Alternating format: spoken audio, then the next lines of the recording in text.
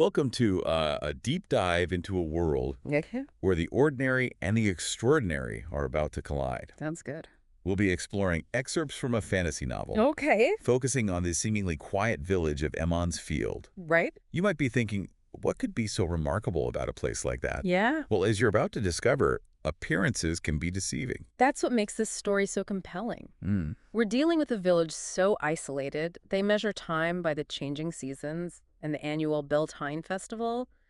Yet this seemingly insignificant place is about to become the epicenter of something much, much bigger. It's like the calm before the storm, right? Exactly. The villagers are going about their daily lives, preparing for their annual celebration, when suddenly, their peaceful world is shattered by the arrival of some unsettling outsiders. These strangers and the events they set in motion act as catalysts, forcing the villagers to confront a reality they never knew existed. Take, for instance, the black-cloaked rider who passes through Eamon's Field. He seems untouched by the wind that constantly whips through the two rivers, a subtle detail that hints at a power beyond the ordinary. It's those little things, Yeah. disruptions of the norm that can really unsettle a place. Right. And then, of course, there's Fane the peddler. He arrives with his usual wares, but also spreads rumors of a false dragon, which in this world is a pretty ominous sign. Fane's arrival coincides with other unsettling events. A harsh winter that seems to drag on forever. Unusual occurrences that even the village council dismisses as superstition. It's as if a shadow has fallen over Eamon's Field, a premonition of the darkness to come. And that darkness arrives in a terrifying way. A brutal Trolloc attack, imagine if you will. These monstrous creatures, part human, part animal, descending upon this peaceful village. It's a bloodbath, a scene of utter devastation that leaves the villagers reeling. This attack isn't merely a random act of violence, it's a calculated assault, specifically targeting a young man named Rand al'Thor and his friends. This immediately raises the stakes of the story, suggesting that Rand and his friends are somehow connected to something far greater than themselves. And just when things seem their bleakest, Moiraine Damodred, a powerful Aes Sedai, arrives with her warder, Lan. Now, for those unfamiliar with this world, an Aes Sedai is a woman who can wield the One Power, which is the source of magic in this realm. Moraine's arrival is a turning point in the story. She confirms the villagers' worst fears. The Trolloc attack was no random act. It was orchestrated by a force of unimaginable evil, the Dark One. It was orchestrated by a force of unimaginable evil, this entity. It was orchestrated by a force of unimaginable evil, the embodiment of darkness and chaos. It was orchestrated by a force of unimaginable evil, seeks to break free from his prison and engulf the world in shadow. And she drops another bombshell. The Dark One is specifically after Rand and his friends. It's like their worst nightmares have come to life, and they're right at the center of it all. Imagine being told that the fate of the world rests on your shoulders, that an entity of pure evil is hunting you. This revelation forces Rand and his friends to grapple with a terrifying new reality, one where everything they thought they knew is called into question. Talk about a life-changing moment. But why would the Dark One target a simple shepherd like Rand? Well, Moiraine believes they possess some hidden power that he fears. This is where we start to see the threads of destiny being woven together, the arrival of these strangers, the whispers of ancient prophecies, and the targeting of these seemingly ordinary individuals. It all points to a larger conflict brewing, one in which Rand and his friends will play a pivotal role. And so begins their perilous flight from Eamon's Field. They're forced to leave behind their families, their homes, everything they've ever known to escape the clutches of the Dark One's forces. Their journey will be fraught with danger. A desperate race against time. They'll encounter terrifying creatures, face betrayal and loss, and discover hidden strengths they never knew they possessed. But most importantly, they'll begin to unravel the mysteries of their own identities and their connection to the fate of their world. Their flight from Eamon's Field takes them through some pretty dangerous territory. Right. They're constantly hunted by the Dark One's minions. They face Trollocs, those monstrous creatures we discussed earlier, and even more terrifying entities called Murdral. Yeah, if Trollocs are like the brawlers of the Dark One's forces, Yeah. the Murdral are the strategists, Yes. the silent stalkers that seem to drain the hope from everything around them. Precisely. Their presence is often described as a chilling emptiness, a void that amplifies fear and despair. To escape these relentless pursuers, Moiraine leads the group to the ways, imagine if you will, ancient pathways woven into the fabric of reality, allowing for near instantaneous travel across vast distances. Sounds like some kind of shortcut. It is. But like any shortcut through a dangerous part of the world, I'm guessing the ways come with their own risks. Indeed.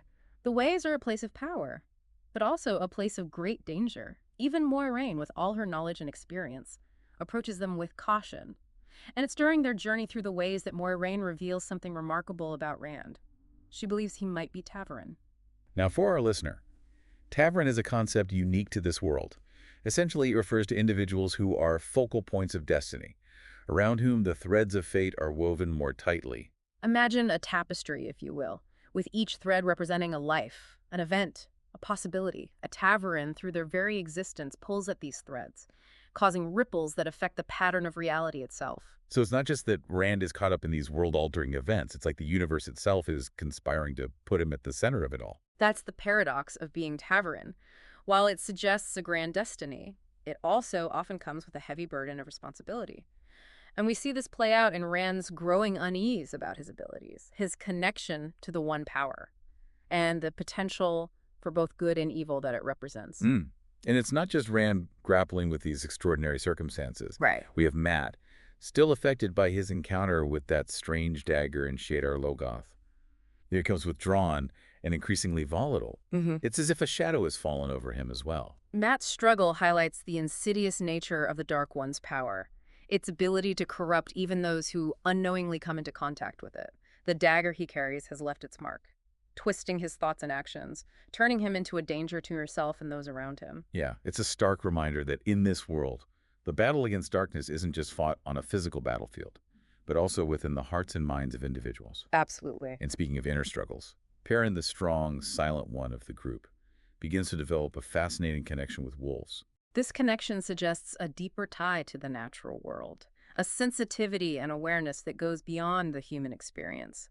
It's almost as if Perrin is bridging a gap between humanity and nature, a theme that will continue to resonate throughout their journey. He can sense their presence, communicate with them, even feel their emotions. It's both exhilarating and terrifying for him, this blurring of boundaries between the familiar and the wild. And it's through this connection to wolves that they encounter Elias Machera, a solitary figure who can also communicate with these creatures. So Elias becomes a guide for Perrin, helping him understand and control his burgeoning abilities. But more importantly, Elias emphasizes the importance of respect, not just for the wolves, but for the delicate balance of nature itself. It's a subtle but important message, especially in a world teetering on the brink of destruction. It's like if even the most powerful forces in this world are bound by the laws of nature, then upsetting that balance could have disastrous consequences. Precisely. And this theme of balance, of interconnectedness, is further emphasized through their encounter with the Tuathan, also known as the Traveling People. Oh yeah, they're a nomadic group, traveling the land with their brightly painted wagons, always searching for peace and harmony. They have this deep reverence for the land, believing that to harm the earth is to harm themselves. Their philosophy offers a stark contrast to the encroaching darkness, the violence and destruction that seem to follow in the wake of the Dark One's forces.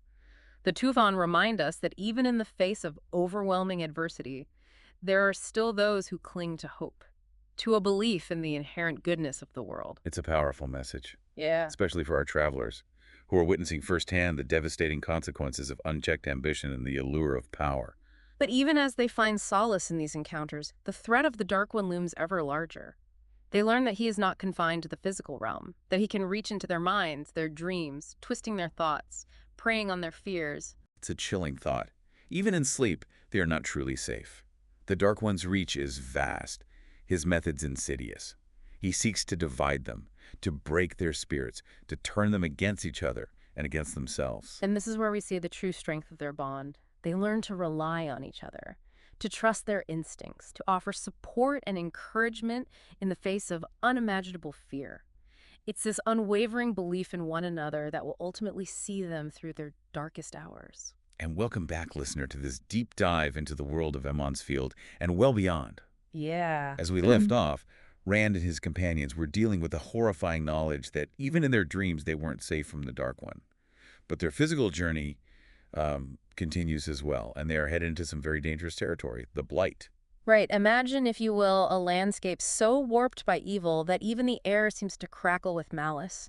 Trees twist into grotesque shapes, and creatures born from nightmares stalk the land. This is the Blight, a tangible representation of the threat facing the world. Yeah, it's one thing to hear about it, but to actually be there. to experience it firsthand. Yeah. That's an entirely different level of terror. And their time in the Blight is a constant test of their resilience. They encounter those horrifying Greycar, creatures that drain the life force from anything they touch. Each step forward is a victory against the oppressive atmosphere and the constant threat of attack. It's going to wear on you, you know. Oh, absolutely. This constant state of dread, the knowledge that danger could be lurking around every corner, it takes a toll. For sure. But tell me, even in this desolate wasteland, they find like a haven? They do. There is this hidden oasis, protected by a being known as the Green Man. He is an ancient guardian, intrinsically linked to the life force of the world. His presence here speaks to the idea that even in the darkest of places, a spark of hope, a flicker of life, can still endure. So it's like a reminder that even though the Blight is this awful, terrifying place, there's still good in the world. Exactly. It's a testament to the resilience of nature, the idea that even in the face of overwhelming darkness, light can still find a way. And it's the Green Man who ultimately guides them to the eye of the world. So we're finally here, huh? We are the eye of the world, a source of immense power that could turn the tide against the Dark One. But the Green Man, he offers a warning. Power, even with the best intentions, can be a double-edged sword. Oh, I see. Think of it this way. Fire can provide warmth and light, but it can also burn out of control. The eye of the world holds incredible potential for good, but it also carries the risk of unimaginable destruction. So what does Rand do? I mean, what kind of choice does he even have at this point? That's the thing about destiny, isn't it? Sometimes there is no choice, or rather, the choice is made for us. Guided by Moiraine, Rand steps into the heart of the eye alone. So it's all up to him. In a way, yes. It's within the eye that Rand faces his ultimate test, a confrontation with the Dark One himself. It's within the eye that Rand faces his ultimate test. This is a battle not just of strength, but of wills. It's within the eye that Rand faces his ultimate test. The Dark One tempts Rand, promising him power beyond measure if he'll only embrace the shadow. And is Rand tempted? I mean, who wouldn't be, right? Of course. The allure of power is seductive, especially for someone like Rand who has always felt ordinary. But he draws on the love for his friends, the memories of his home, and his own unwavering belief in the light.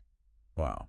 So what happens? Rand refuses to be a pawn in the Dark One's game. Instead, he draws upon the pure power of the eye, unleashing it against the embodiment of darkness. It's a pivotal moment, a victory against unimaginable odds. But it comes at a price. And what happens to Rand?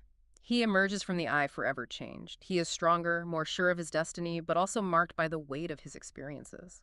The battle against the Dark One may be won for now, but the war is far from over. And that's where we leave our deep dive for today. I have to say it's been quite a journey, from the quiet fields of Emond's Field to the heart of the Blight. It's a reminder that even the most ordinary of beginnings can lead to extraordinary adventures. And that even in the face of overwhelming darkness, there's always hope. Thanks for joining us, listener. Until next time.